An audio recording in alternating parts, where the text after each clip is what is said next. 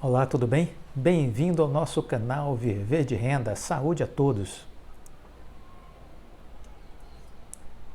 Estamos fazendo nosso estudo de caso neste domingo sobre a Oi. E essa é uma série, uma trilogia, são 3 vídeos, cujo título é Oi, Última Chamada. Já fizemos o vídeo 1, esse é o vídeo 2. Se você não assistiu o 1, vai lá no canal, assiste o 1 primeiro para depois assistir esse. Eu sou Clóvis Faleiro, formado em administração, consultor empresarial, investidor na bolsa desde 2006. Criei o Viver de Renda para compartilhar com vocês as minhas histórias, experiências, as coisas que eu aprendi. Deixe seu like, todos os vídeos, assista, maratone. São 550 vídeos gratuitamente disponibilizados para você. Se juntar tudo, dá mais de 30 cursos que você pagaria entre R$3.000 e R$4.700 fácil, que são os melhores cursos que estão aí no mercado. Para que gastar dinheiro? Assiste aqui, aprenda aqui com a gente. Vamos mudar de vida? Vamos mudar de patamar. Esse estudo de caso da Oi desse domingo é especial, porque é a última chamada. Última chamada. Vamos decolar. 7 de julho, semana que vem. Dia do meu aniversário. O que é que eu vou ganhar de presente? O BTG vai se tornar sócio da Oi. Vai ser o meu presente de aniversário. Um brinde à Oi e ao BTG. Mas no vídeo anterior a gente estava falando de André Jakurski, um bilionário da Bolsa de Valores. Se você olhar nos meus vídeos aqui, tem uma pasta de leituras recomendadas. Um dos livros que eu recomendo é exatamente o Fora da Curva, que é um dos bilionários, milionários que dão seu depoimento sobre sua trajetória, sobre sua vida, é exatamente o André Jakurski. Ele foi um dos fundadores do BTG Pactual, participou daquele início de fundação, depois ele teve a sua própria gestora de investimentos, e ele em 2019 já chamava atenção porque ele dizia que ele era investidor da Oi. E aí eu separei aqui algumas colocações que eu comentei já no vídeo anterior, mas eu quero reforçar. Ele diz assim: a Oi é um private equity com cotação diária. É uma situação de reestruturação, uma empresa com uma mudança completa do que ela faz, em detrimento do que ela fazia. É uma empresa que era basicamente de voz, e a voz está morrendo no mundo inteiro. As telefonias, as empresas de telefonia, é um negócio do passado. Entendeu? Olha a tecnologia mudando. O WhatsApp transformou esse mundo. Você hoje não liga mais para pagar a ligação por operadora. Você utiliza o WhatsApp para fazer chamada de voz, não é isso? Não é essa a nova realidade? Então a Oi era uma empresa basicamente de voz, e a voz está morrendo no mundo inteiro. A Oi fez uma transformação importante, estratégica, que provavelmente vai dar frutos a partir de agora, entendeu? Para Jakurski, a Oi está numa reestruturação e ela será uma empresa que vai vender infraestrutura de banda larga para todo o Brasil. Por isso eu acho que a ação está barata.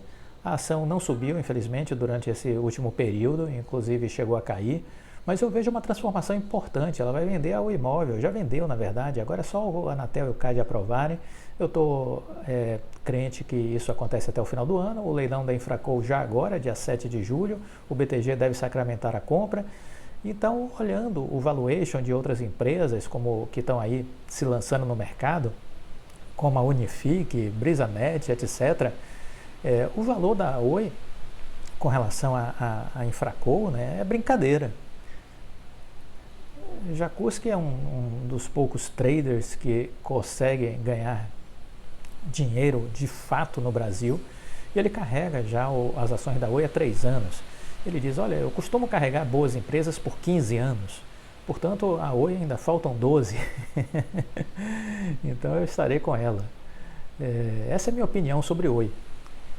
Quem é André Jakurski? Bora falar um pouquinho sobre ele? Eu acho que esse vídeo a gente aprofunda isso para vocês entenderem de quem eu estou falando, porque eu tenho certeza que 99,9% aqui das pessoas do canal nunca ouviram falar em André Jakurski. E não é problema, é só uma questão de saber o que está lendo, o que vai ler, a quem seguir, o que seguir. Essa é a questão, temos que ser seletivos, buscar os bons e seguir os bons. André Jakurski é um dos que eu sigo. Então, quem é André Jakurski? Em 46 anos de carreira no mercado financeiro, O que não falta ao carioca André Jakurski são histórias de vida muito interessantes. Ele já foi operador do mega investidor George Soros no Brasil. Foi um dos participantes do período de fundação do Banco Pactual, junto com o ministro Paulo Guedes, André Esteves, e está entre os mentores de muitos banqueiros de investimentos. Há 22 anos é o principal gestor da JGP Asset Management e administra 35 bilhões de reais em patrimônios no seu fundo de investimentos.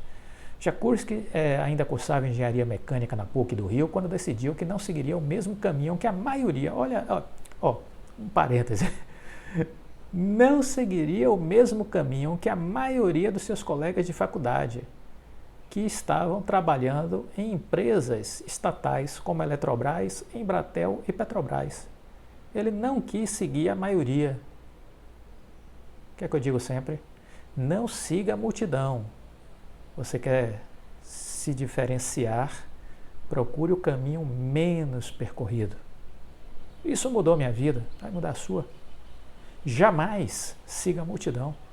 Muita gente quer ficar ouvindo coisas nas redes sociais, na multidão, no ruído, no burburinho, no bochicho. Gente, pelo amor de Deus, se você quer tirar das redes sociais distração, legal. Conhecimento, negativo. Negativo. Não é lugar de construção de conhecimento. Esse burburinho das redes sociais, desculpa. Negativo. Negativo. Então, ele se afastou da multidão. Jakurski queria ser grande. Ó, a mentalidade. Ele não era ainda, mas queria. Queria ser grande. Ganhar muito dinheiro. E, de preferência, ter um negócio próprio. Com a decisão tomada, ao lado do pai, que também é engenheiro, ele foi procurar fazer um curso no exterior, uma pós-graduação em administração.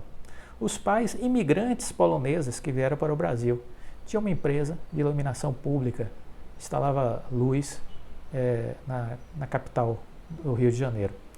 E queriam que o filho administrasse a empresa. Então resolveram patrocinar sua ida para os Estados Unidos. Aos 23 anos, em 1971, Jakurski foi para os Estados Unidos e acabou fazendo um MBA, que é o Master Business Administration, que é um curso de alto nível na área de gestão, na área empresarial, na área de administração, em Harvard, que é uma das maiores escolas de administração do mundo. 2 anos depois, de volta ao Brasil, ajudou o pai por algum tempo, mas percebeu que não era exatamente isso que ele queria. Tinha um certo desejo de trabalhar com as questões relacionadas aos números, às finanças. Por isso foi trabalhar no Unibanco. Permaneceu no Unibanco durante 10 anos. Aos 35 anos, resolveu sair do Unibanco e foi participar da fundação do Banco Pactual, com Luiz César Fernandes, que era o sócio capitalista majoritário, e ele tinha trabalhado no Banco Garantia com o Jorge Paulo Lema, aquela coisa dos tubarões, né? Só andam com eles, entendeu? E você pode ser uma rêmora, mas pode nadar com eles também, eles deixam, eles são bons, são gente boa, deixam as rêmoras chegar, né? E ele resolveu então ir buscar essa experiência com o Banco Pactual, onde estava o Luiz César Fernandes e mais o economista Paulo Guedes, então também sócio-professor do IBMEC, que é uma escola de negócios. Eu fiz o curso, meu MBA em finanças pelo IBMEC. O Pactual, cujo nome foi inspirado nas iniciais do Paulo Guedes, do André Esteves e do César Fernandes, foi um marco na carreira de Jakurski. O banco foi montado com capital baixo para a época, cerca de $200 mil, mas cresceu rápido. Em 10 anos já administrava um patrimônio de $600 milhões. A ideia inicial era que o Pactual funcionasse como um banco de investimentos. Naquela época não existia isso no Brasil, estruturando fusões, aquisições de empresas, formatando operações de financiamento mais complexas, mais sofisticadas, só que não teve muito mercado. As instituições, não havia instituições dedicadas a esse tipo de negócio, mas o meio empresarial ainda não estava aberto para essas novidades, para essas sofisticações. Eles preferiam fazer essas operações, esses negócios por conta própria. Sem conseguir gerar receita, a alternativa foi partir para o investimento em ações e renda fixa. Luiz César financiou os sócios e acredita o sucesso do Pactual a afinação dos dois mais jovens, né?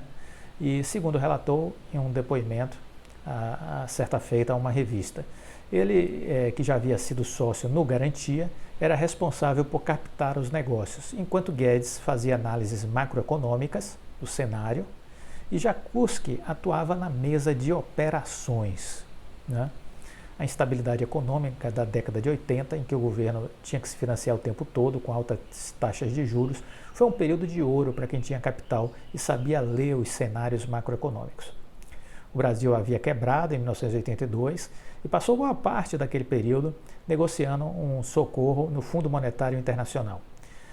Tive muita sorte, os preços das ações estavam muito depreciados, então era um excelente momento para investir. Comecei a comprar ações para o Pactual em 84 e vi que havia oportunidades incríveis, afirmou Jacuski na entrevista que deu para o livro Fora da Curva. Não conhece esse livro ainda? Procure, leitura obrigatória. Comece a partir da próxima semana a ler Fora da Curva, que tem mais de um volume. Vale a pena ler todos. Comece pelo que tem a entrevista com Jacuski. Segundo Jacuski, o mercado era cru naquela época. Poucos analistas conseguiam enxergar que o pior havia passado e as empresas estavam baratas. O Pactual, no entanto, pulava de uma ação para outra. Comprava quando considerava que estava barata, vendia quando alcançava uma certa valorização e investia em outra oportunidade. Comprei papéis da Vale e de uma série de companhias privadas cujo preço foi se multiplicando por 30 entre 1984 e 1986. Hoje, Jacuski reconhece que é impossível repetir aquele feito, já que o mercado se desenvolveu e conta com muitos investidores qualificados. Um mês após o anúncio do Plano Cruzado, Jacuski vendeu todas as suas ações, apostando que os preços começariam a despencar em seguida. Não deu outra. O Pactual conseguiu fazer um lucro extraordinário. Nessa época aí, já por volta de 1987, o húngaro-americano mega investidor bilionário George Soros começou a investir, se interessar pelo Brasil. Havia muita estabilidade econômica ainda e que ainda levaria uma série de planos mal sucedidos. Jacuski havia tido um único contato com George Soros em 84, durante uma visita que ele havia feito ao IBMEC. Na ocasião, Soros havia afirmado que não sabia por que Jacuski e a companhia estavam abrindo um banco se o Brasil iria quebrar. Jacuski argumentou que daria para ganhar dinheiro em qualquer situação e acredita que a postura tenha sido responsável por George Soros procurar o Banco Pactual 3 anos mais tarde. O banco passaria, naquela época, a administrar um montante disponibilizado pelo investidor. 2 meses após o acordo, Jacuski decidiu devolver o dinheiro ao mega investidor, que se surpreendeu com a atitude. O brasileiro explicou que o mercado estava muito ruim e que não valeria a pena arriscar com chance tão alta de perder. Mais tarde, Jacuski soube que o mega investidor havia procurado outras 2 instituições e que ambas tiveram prejuízos na gestão dos investimentos do Soros. O Pactual passaria a gerir uma carteira de ações de Soros em 1992.